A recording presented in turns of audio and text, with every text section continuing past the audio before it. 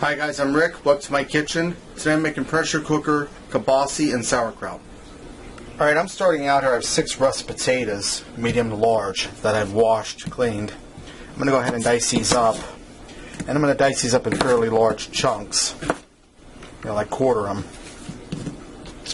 Because I'm not worried they will cook through in a pressure cooker. And if you don't have a pressure cooker, there's a stem there I want to get rid of. If you don't have a pressure cooker, don't worry. You could do this in like a Dutch oven. You're just going to have to adjust your time for a little longer.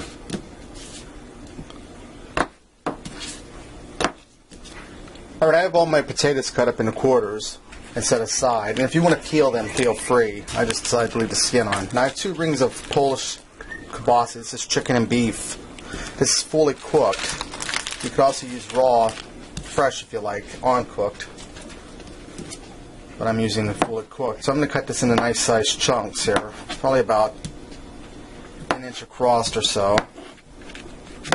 And try to cut them on a bias if you can. That end piece is a little big, but that's alright. And this recipe calls for a can of beer, a 12-ounce can of beer, but I don't see how that really is going to contribute to the flavor much. And if I'm going to open a beer, I don't want to share it with my food. I want that for me, so I'm going to leave that out. Okay, now I have my kielbasa cut. I'm going to put that aside for now. Right now in my 6-quart pressure cooker, I'm going to add in 2 27-ounce cans of sauerkraut, juice and all. Watch this lid don't scratch my pot. And if you have an 8-quart pressure cooker, that's fine too. But I wouldn't go any smaller than a 6 with this amount of food unless you want to scale back the recipe. Alright. Now I'm also going to add in 1 of these cans of water. Alright. I'm going to add in my kielbasa. And this is a really quick recipe for when you're in a rush or whatever. I'm going to get my kielbasa down in there.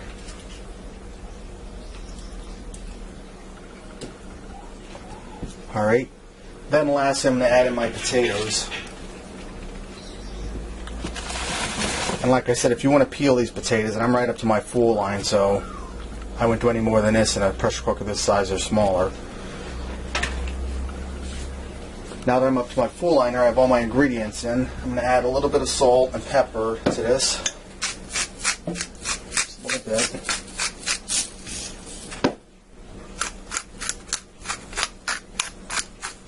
And all that sauerkraut juice flavoring will get soaked in those potatoes once this gets cooking.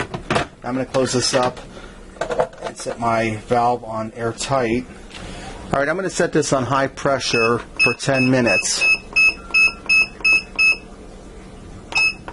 When this comes up to pressure, it'll cook for 10 minutes, and I'm going to let it naturally release. It'll take about another 15 minutes. And while it does that, I'm going to take care of some chores around the house I need to get done. Okay, I know I said I was going to let this naturally release, but my kids are hounding me. They're hungry, so I'm just going to go ahead and release the pressure now on this. Alright, all my pressure's released. Let's open this up and take a look. Look at that. Those potatoes are fork tender. Everything's cooked through. Let's go ahead and plate this up and see what we got. What I did is I went ahead and I put my potatoes down first and I smashed them up with a fork and I laid everything else on. So there you have it. Pressure cooker, kielbasa, and sauerkraut. Give this a try. I think you'll like it. And until next time, I'll see ya.